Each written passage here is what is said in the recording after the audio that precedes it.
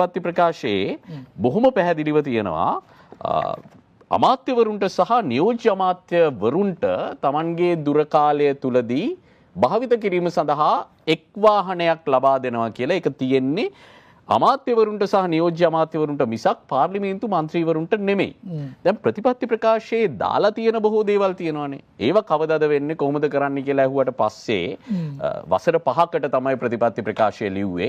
ඒ නිසා පොඩ්ඩක් ඉවසන්න බලාගෙන ඉන්නේ. ඒ සඳහා මූල්‍යණය කරගන්න පුළුවන් වුණා අපි කරනවා කියන ජාතික ජන බලවේගය ප්‍රතිපත්ති ප්‍රකාශයේ දාලවත් නොතිබුණු ජනතාවට නැති කිසිම වරප්‍රසාදයක් මන්ත්‍රීවරයාට එපා කියපු ජාතික ජන බලවේගය මන්ත්‍රීවරුන්ට දුර කාලය සඳහා භාවිත කළා ආයි දෙන්න brand new 4-wheel cab රථ ගේන්න හදිස්සියෙන් කටයුතු කිරීම සදාචාර විරෝධී නේද? සැප දෙන උන්ට සැප ගන්න වාහනයක් නෙවෙයි. ඒක තමයි තේරුම් ගන්න ඕනේ. මේ වැඩේ දුවවන්න වාහනයක් දෙන නිසා තමයි අපි ඒක ඔවුන්ට හිමි වාහනයක් නෙමෙයි ඔවුන්ට පාවිච්චිය සඳහා දෙන පහසුකමක් කියන්නේ අපේ වගකීම තමයි නියෝජිතයන් විදියට මහ ජනතාවට සේවය කිරීම පහසු කර දෙන්න. ඒගොල්ලන්ට වාහනයක් දෙන්න තුවා බස් එකේ යන්න කියලා කිව්වොත් ඒත් යයිවි. යන්න නැති වෙන්න ඕනේ මේ වැඩ කරයි. හැබැයි අපිට ඕනේ මේ කාර්යක්ෂමතාවය වැඩි කරගන්න. හොඳයි. අපි තව ටිකක් මේක පැහැදිලි කරගත්තොත් තමයි දැන් බලපත්‍ර ක්‍රමයේ යටතේ සිදුුනේ රජය බදු නිදහසක් දීලා බලපත්‍රයක් නිකුත් කරනවා. එතකොට മന്ത്രിතුමා മന്ത്രിගේ සල්ලි වලින් වාහනයක් ගෙන්වා ගන්නවා. එහෙම ගෙන්න ගන්න වාහනේ සර්විස් කරන්නේ, ටයර් මාරු කරන්නේ, කැඩුනම හදාගන්නේ සියල්ල කරන්නේ മന്ത്രിතුමා.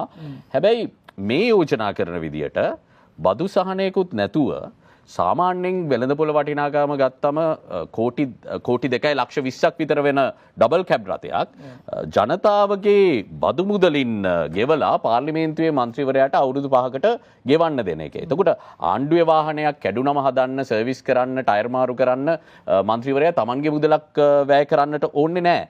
ඊට අමතරව 225ට ගෙන આવොත් කෝටි 2ක් කියලා ගමු 20 අමතක කරලා. එතකොට විශේෂම රුපියල් කෝටි 450ක් වියදම් වෙනවා 225කට කැබ් රථ ගේන්න. එහෙම ගත්තට පස්සේ කැඩුනම හදාගන්න මේක කරන්න සියල්ල කරන්න ඕනේ ආණ්ඩුවේ මුදලින්. එතකොට අවුරුදු 5ක් පැදලා ආයි දෙද්දි ඔබ කිව්වා ප්‍රජාශක්ති ගිහිල්ලා කිලෝමීටර් ගාණක් පැදලා කරාට පස්සේ මේවර ඔබතුමාලා වෙන්දේසියේ කුණු ගොල්ලෙට විකුණුවා වගේ තමයි අවුරුදු 5ක් අවසානයේදී ওই ඩබල් කැබ් රථය දුවපු කිලෝමීටර් ගාණ එක්ක කවුරුත් මේ මුදලට ආයි මිලදී ගන්නෙ නැහැ. එහෙම ගත්තම පර්මිට් එකට වඩා මේ මහ ජනතාවට දැඩි බරක් දීලා කෝටි 450ක් වියදම් කළා മന്ത്രിවරුන් 225ට ජීප් දෙන එක ඊට වඩා හොඳයි කියලා ඔබ කොහොමද කියන්නේ? මේ වාහනය කියලා කියන්නේ මේ වාහනයක ඇත්තටම expected useful life එක අවසානයේදී value එකක් තියෙන්න ඕනේ නැහැ.